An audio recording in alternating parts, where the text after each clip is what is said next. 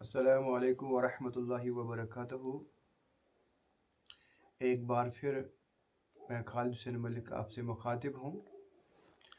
آج ہم طب نبوی کے حوالے سے رسول اللہ صلی اللہ علیہ وسلم کے ایک خاص نسخے پر بات کریں گے۔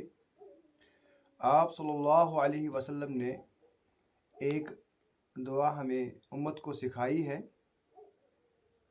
کہ اگر اس دعا کو آپ صبح 3 مرتبہ پڑھو گے تو آپ شام تک تمام ضرروں، تمام ناگہانی آفاتوں اور مصیبتوں سے محفوظ رہو گے۔ اگر شام کو پڑھو گے 3 دفعہ تو صبح تک آپ تمام ناگہانی آفتوں، ضرروں، مصیبتوں اور تکلیفوں سے محفوظ رہو گے۔ وہ دعا یہ ہے: بسم اللہ الذی لا یضر مع اسمہ شیء فی الارض ولا فی السماء وهو السمیع العلیم۔ اب یہ یقین کی بات ہے، جن لوگوں کو اللہ کے رسول صلی اللہ علیہ وسلم کے نبی ہونے پر یقین ہے، اس کے فرمودات پر یقین ہے، تو جب وہ اس دعا کو پڑھیں گے تو انشاءاللہ تعالی صبح پڑھیں گے تو شام تک تمام آفات و بلیات سے محفوظ رہیں گے، تمام جنات کی شرارت سے، تمام سحر و جادو ٹونا سے محفوظ رہیں گے۔ شام کو پڑھیں گے تو صبح تک تمام آفات و بلیات، جنات کی شرارت اور جادو ٹونا سے محفوظ رہیں گے۔ جیسے کہ میں نے پہلے بھی بتایا، یہ یقین کی بات ہے، چونکہ اسلام نے ہمیں جو تعلیم رسول اللہ صلی اللہ علیہ وسلم کے ذریعے سکھلا دی ہے، تو پہلے اس چیز کو ہمیں ماننا ہے، اس پر یقین کرنا ہے۔ کچھ چیزیں ایسی ہوتی ہیں جو عقل نہیں مانتی ہے، عقل کو عاجز کرتی ہے، جیسے کہ انبیاء علیہ السلام کے معجزات اسی چیز کو کہتے ہیں جو عقل کو عاجز کرتے ہیں۔ جیسے تمام انبیاء علیہ السلام نے کوئی نہ کوئی معجزہ دکھایا ہے۔ اگر آپ عیسیٰ علیہ السلام کے معجزات دیکھیں گے، آپ مادرزاد اندھوں کو شفا یاب کرتے تھے، آپ علیہ السلام برس جیسی موذی بیماری سے لوگوں کو چھٹکارا دلاتے تھے، وہ شفا یاب ہوتے تھے، ان کا جسم اس موذی بیماری سے ٹھیک ہوتا تھا۔ اسی طرح موسیٰ علیہ السلام کا ید بیضا، اور جب وہ اپنا عصا زمین پر مارتے تھے تو اس کو اژدہا بن جاتا تھا، اور وہ اژدہا جادوگروں کے تمام سانپوں کو نگل لیتا تھا۔ اسی طرح سلیمان علیہ السلام کا معجزہ،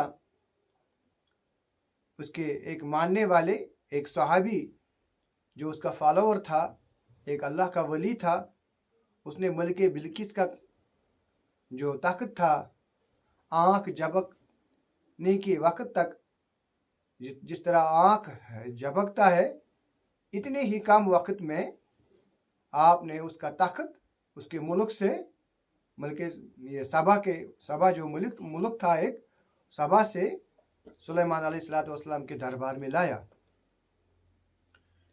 اسی طرح داؤد علیہ السلام ہاتھوں سے لوہے کو نرم کرتا تھا، پھر اس کو تیر، نیزے وغیرہ بناتا تھا، جو سامان اس وقت درکار تھا اس کو بناتا تھا۔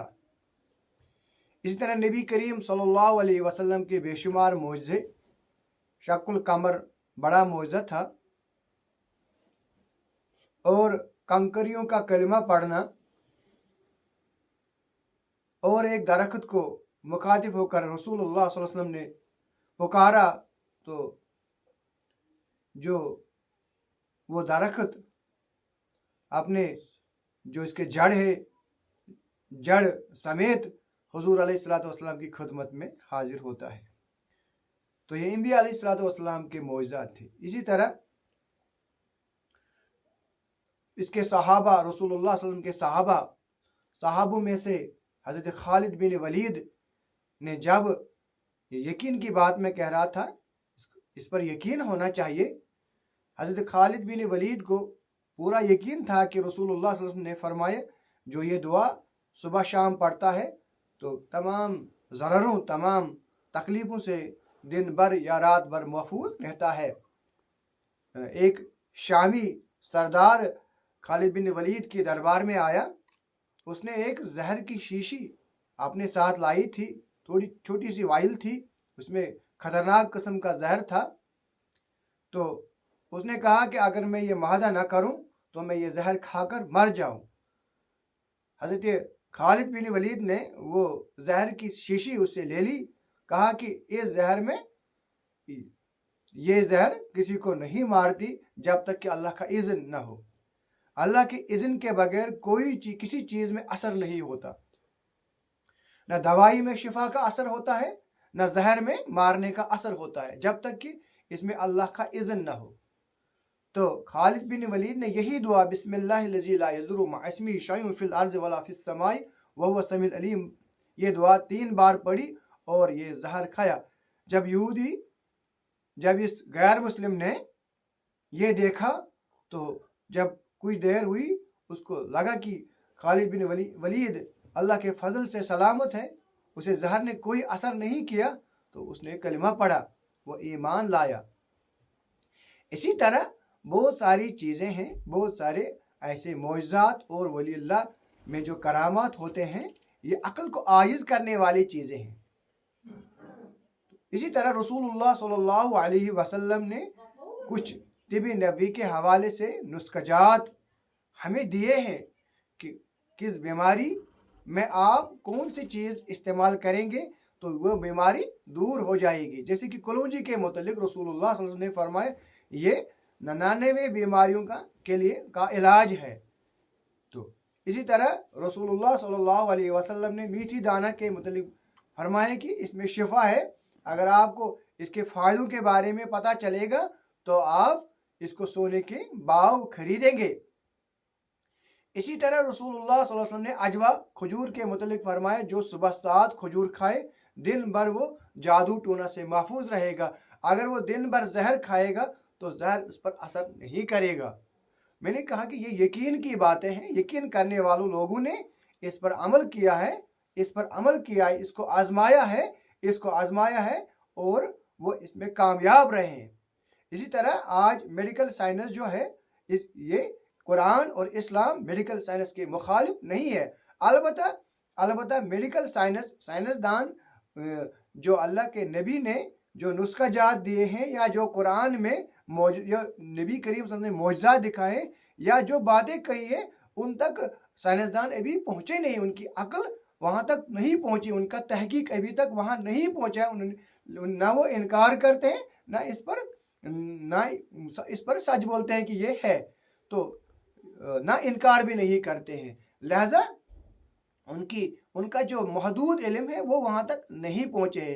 लिहाजा तिबी नबी जो रसूलुल्लाह सल्लल्लाहु अलैहि वसल्लम ने जो नुस्ख़ाजात हमें बताए, उन पर अमल करने से आप डॉक्टरों के जो इस्तिसाल है उनसे बच जाएंगे। जो उनके मोटे जो दवाई, जो रकम दवाइयों के बेजा दवाई जो वो लिखते हैं, इनसे बच जाएंगे। आपकी जान भी बच जाएगी, आपका माल भी बच जाएगा, आप अस्पतालों और डॉक्टरों से महफूज रहेंगे अगर आप तिबी नबी जो नबी करीम सल्लल्लाहु अलैहि वसल्लम जो नुस्ख़ाजात हमें दिए हैं इन पर अमल करेंगे, इनको अपनाओगे तो आप इन बीमारियों से महफूज रहेंगे। आप मेडिसिन फ्री ज़िंदगी गुजारेंगे, आप बेजा टेस्टों और महंगी दवाइयों से महफूज रहेंगे। मैं फिर से गुजारिश करता हूँ और मुअद्दिबाना गुजारिश करता हूँ अपने उलमाए किराम से, वो तिबी जिस तरह वो तालीम के शोबे में तालीम देते हैं लोगों को, इसी तरह एक शोबा तिबी नबी भी रखें, इस पर लोगों को अवेयर करें کہ بھی نبی ہے کیا، اور جو اس میں ایکسپرٹ ہے لوگوں کو ان کا لسٹ دیں کہ اس میں کون ایکسپرٹ ہے، کون معالج ٹھیک ہے، کون عامل ٹھیک ہے، لوگوں کو پتہ چلے کہ اصل عامل کون ہے، اصل معالج کون ہے، تاکہ وہ لوگ استحصال سے بچ جائیں۔ ربنا تقبل منا انک انت السمیع العلیم۔